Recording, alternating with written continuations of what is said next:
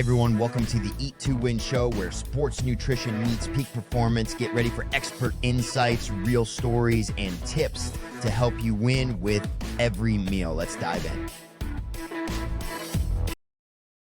Welcome to the Eat to Win podcast show. I'm your host, Ronnie Harper, and we're here to talk about all things related to sports nutrition and how we can help athletes win. Today we're here honored to have Kaitlyn Pscodna. Does that get that right, Kaitlyn? Yes, expert in field of sports nutrition and mental health, which I'm excited to dive into. Kaitlyn is passionate about promoting intuitive eating, weight-inclusive approaches to sports nutrition, helping athletes navigate red S eating disorders and all things such as that. Hey, we're going to do a deep dive into these topics. Let's get started. Kaitlyn, welcome to the Eat to Win podcast show. Yes, wonderful. Thank you so much for having me. Yes, good to have you here. Let's start off with your story. Like, how did you combine this interest in nutrition and mental health? And I think it's a perfect fit. I think it's underrated in that all dietitians should have this mindset and focus because it truly is a mental game when it comes to your eating. So tell us that story. Yeah, totally. So I would start by saying that when I was born, my dad was a Division III head football coach. And so sport was really embedded in my life growing up. All throughout my childhood, he was either a head football coach or an athletic director. And so I was constantly around practices and games, and my mom never really misses any game that he had. And so just being in that environment, I saw firsthand how critical and how important it was for things like sports nutrition, but also the way that mental health really impacted performance. It wasn't until college when I had an eating disorder myself that I really got into nutrition at all. And originally, I went into nutrition from more of the holistic, functional med lens. I was really into, how could we optimize our health through various different nutrients and all of that. However, I then realized, I think there's something like a sports dietitian. And so I decided, geez, maybe I'll go into sports nutrition. And it's interesting because one of my advisors actually at the time was like, oh no, you'll never get a job in sports nutrition. So you should probably, change your outlook. And as I was going through college, I'm like, I think I'm actually okay. I think I could actually do something like this. I was highly involved with athletics at Michigan State, both with sports nutrition, but also on the administrative side. And so I'm like, kind of scrapping that thought, and this is what I'm going to do.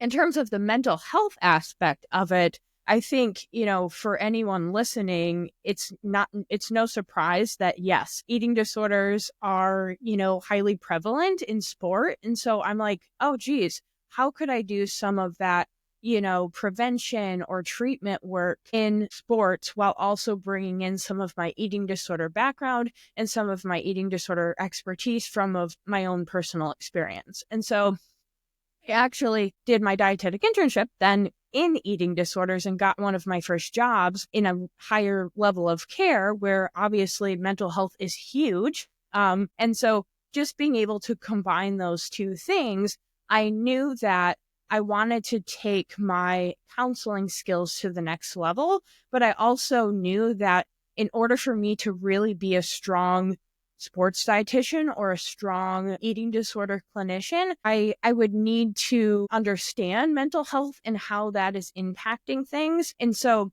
now with the NIL and everything that we're seeing in collegiate sports, I think mental health is only going to be more and more important. And it's only going to kind of shift the sports nutrition lens as well. And so these two things tying together with one another, I think is just so critical moving forward. Yeah, I love it. I love hearing people's story about their journey, about how they put the pieces together. I could tell my own journey. It took me 8 years to find my path of putting the pieces together. But I love hearing your story there. So let's dive into intuitive eating. Before I ask you some questions there, define intuitive eating for us.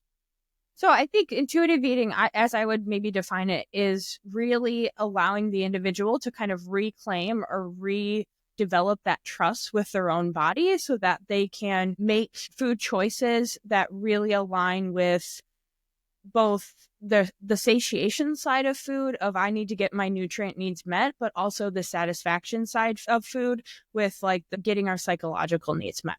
And so really just allowing our body to kind of be in the driver's seat versus listening to all of these different messages that are coming at us all at once. There's different messages that are coming at us all at once. Man, I thought it would slow down, but it is picking up because I guess you can monetize a diet, put a name on it, classify it, package it, sell it, and then it's the best thing since sliced bread, and then people buy into it, and then all of a sudden it gets to be to where food is. So talk to us about intuitive eating in athletes and how this helps them have a healthier relationship with food. How does this connect with athletes?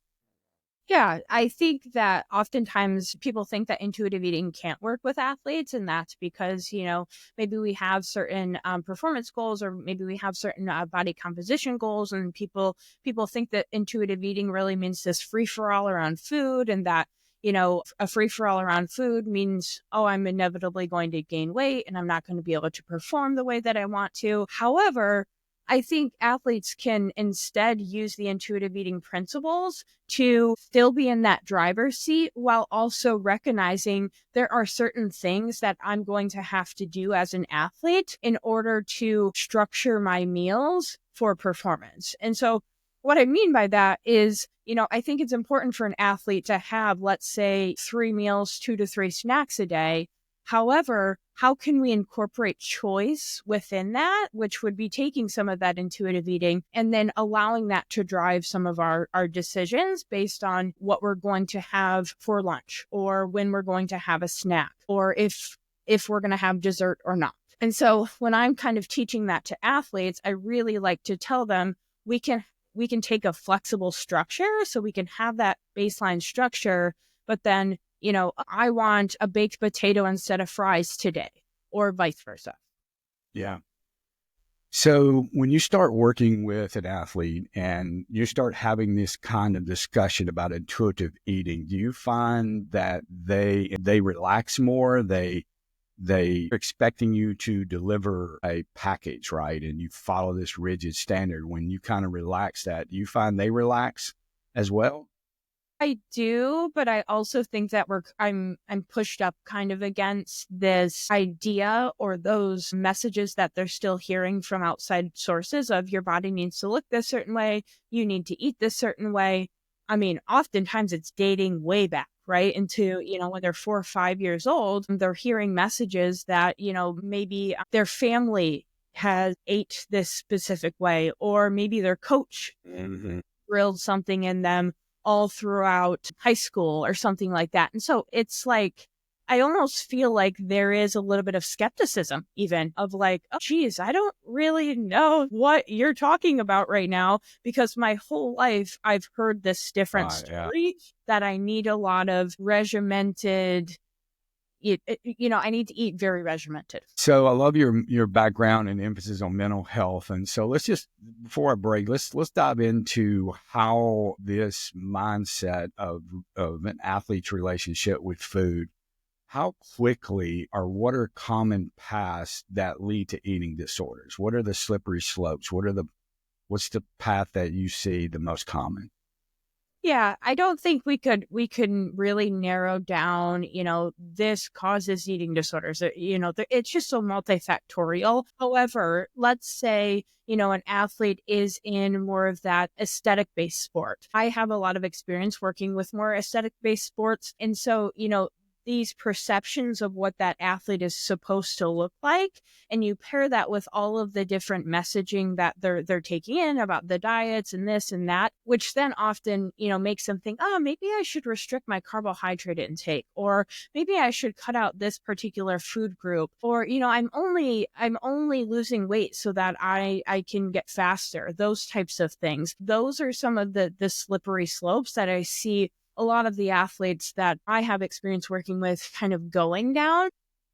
But I guess what I would say is, both those aesthetic based and those weight based or weight class sports, we are going to see that just being a factor in itself of, okay, here's a risk factor. But I also want to just mention that there are sports, I have a lot of experience, with football or even working in football. And I think that's actually pushed to the side because it isn't a weight-based sport and it isn't an aesthetic-based sport. So people think, oh, it doesn't impact football players, but then you kind of hear some of the chatter that is going on within, a football team. And it's like, ooh, this is really problematic. And nobody is taking this seriously because it doesn't fit into those defined categories. The explosion of sports dietetics, sports nutrition, specific at the collegiate level, has really zoned in on emphasizing food and its relationship to sports performance, right? So there's a lot more eyes in the profession on those layers of athletes to uncover the potential warning signs that take place. So, well, I told you before we started this that we would come have you back on in early next year, and we'll do a deep dive on this, but I've got so many other questions, but I got some other stuff I want to get to before we end today. So stay with us as we take a short break to thank our sponsors. You're listening to the Eat to Win. Liquid Fuel is a new sports and hydration product formulated by a sports dietitian to give athletes the edge to train and compete longer. It contains a low glycemic carbohydrate, platinose, designed to keep blood sugar levels more stable to provide energy for 3 to 4 hours without the blood sugar crash seen in other leading sports nutrition drinks. Its unique 4-part electrolyte formula includes 50% of your daily magnesium need to optimize muscle function. Liquid Fuel is naturally sweetened along with no artificial ingredients or colors. Currently being used by high school, collegiate, and professional teams, Liquid Fuel allows you to live the life with confidence knowing you're properly fueling your body. Visit drinkliquidfuel.com and use the code MSD10 in order to get 10% off of your order. Welcome back to the Eat to Win podcast, where we're talking with Kaitlyn Pscodna. Yes, I'll get that by the time this is over with, about intuitive eating. And we haven't even got to Red S or weight inclusive sports a little bit, but we're going to jump back in. So let's continue down this roll and let's talk about what Red S is and how this plays into this whole intuitive eating and eating disorder kind of framework. Yeah. So, I guess I'm not even going to go textbook what is Red S. I'm really going to say it how maybe I interpret it, which is this energy imbalance within our body. And when I'm explaining it to someone like an athlete, I really like to share this idea because athletes commonly think like, I'm not training today. I don't need any energy, or I don't need to, eat much at all. And so when I'm thinking about, REDS, this is really when we're not eating enough, basically to support our daily functioning. And so all of the energy that we are giving our body is being used to, keep us alive, but also support, our training and things like that. And so when we're again having that mismatch or that imbalance, all of the rest of the things that are keeping us alive are kind of pushed to the side. And it's really leading to that large energy imbalance that a lot of people don't really recognize and or understand. Yeah. Yeah, I found in my own experience dealing with adolescent athletes, like I struggled with the growth and development of young people. And then I watched the environment that they were placed in, which is high school, and then look at like the rules that are set around them, the struggles that they have, the food insecurity issues. And then pretty soon it's like, wow, this is like real thing. And nobody really even knows it. It has a name, but yeah, people struggle to understand the true significance of a developing athlete who is burning energy like nobody's business, right? And so, yeah, that was just my own take about that. So Yeah. Let's get back to mental health. I'm really interested in the direction that you see mental health playing. You touched on this earlier in how you saw the two bridging together. Do you see mental health and the focus in mental health becoming more prevalent in sports dietetics or not? Talk about that.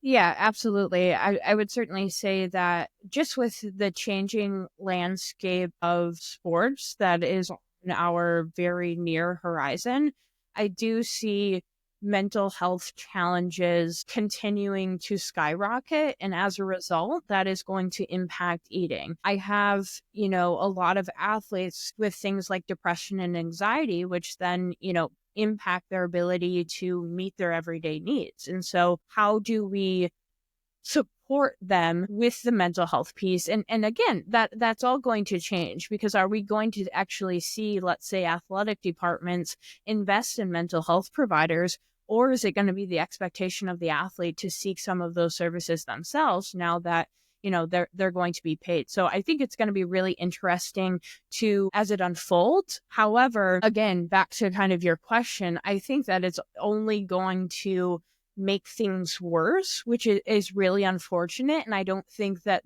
actually a lot of the people that are making some of these higher level decisions are really factoring in or taking into account. So tie all this together. So we have talked briefly about intuitive eating. We defined it. We defined Red S. We talked about mental health and eating disorders. And let's go back and sort of tie all of this together and attach intuitive eating as the predominant solution to keep this balance. How does that become like what you think is the focus that a sports dietitian should be thinking about when trying to ward against the things that athletes struggle with? Absolutely. So, I think anytime we are taking a body composition approach or taking any sort of, changing of macronutrients or anything like that, we are taking a risk.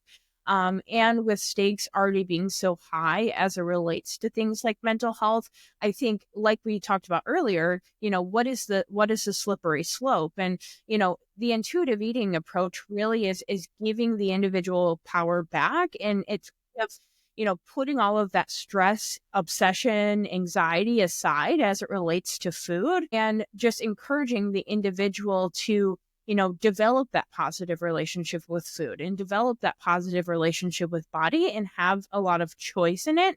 And so, what do I see, or how do I see intuitive eating really factoring in is it's reducing some of that stress that athletes have of the next thing they have to perfect or the next thing they have to control. And it's just allowing them to, enjoy food for what it is, while I would argue still meeting their performance goals should they, work with a professional, let's say like myself, who understands the connection between the two and is able to help guide them to make really strong choices for both their health, but also performance too.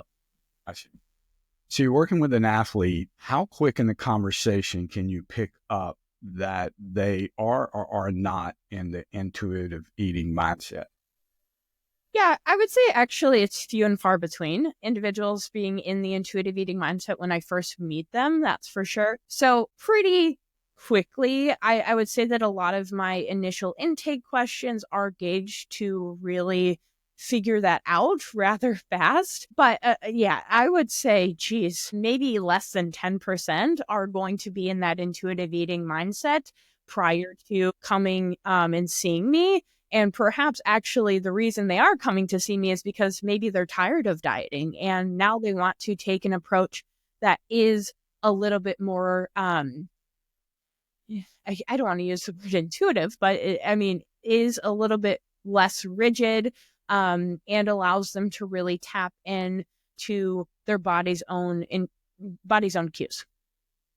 Yeah, I think I figured this out myself without somebody like you, in that I cycle through my own personal goals. I've physically acted my whole life. And then eventually I began to get a better, healthier, I think, perspective of food. And so I think I stumbled in backwards on this, and now it is a lot. Yeah, it affects my mental health because I'm constantly struggling with rules and diets and plans, and then not executing those versus really letting my body tell me where I'm at with what's working for me. So hopefully I framed that up and just gave reference to my own personal connection. But Yeah. so Go ahead. No, go ahead, I Kaitlyn. I was just going to say that, I think now more than ever, athletes have this pressure to be perfect in all aspects or areas of their life. And so, like you had mentioned, all of the rules, all of the diets, all of the things that we have to do so perfectly, or we're told that we have to do so perfectly in order to be a good athlete in our sport or to excel performance wise. I think, intuitive eating really lets down some of that pressure or removes some of that perfectionism, or at least lets us take a step back and really revisit and or just connect with the way that we're feeling and connect with the world. Wow, we touched on a lot today. We sort of gave a broad overview, and Kaitlyn, we're going to have you on where we maybe take one of these and do a little bit deeper dive later on this year, which I love talking about all this. So as we end this, Kaitlyn, where can our audience connect with you and learn more about your work and services? Yeah, so I am on Instagram. My handle is Kaitlyn Pscodna _RDN. And then individuals can also look me up via my website, which is Kaitlyn Pscodna RDN. We'll have that in the show notes. And hey, that's it for today's episode of the Eat to Win podcast show. A huge thank you to Kaitlyn Pscodna for sharing her expertise on intuitive eating and Red S and eating disorders and athletes. And look, if you enjoyed today's episode, please like, subscribe, and share with your community. Until next time, Thanks for joining us on the Eat to Win show. Remember, every meal is a step toward victory. Until next time, stay strong and keep winning.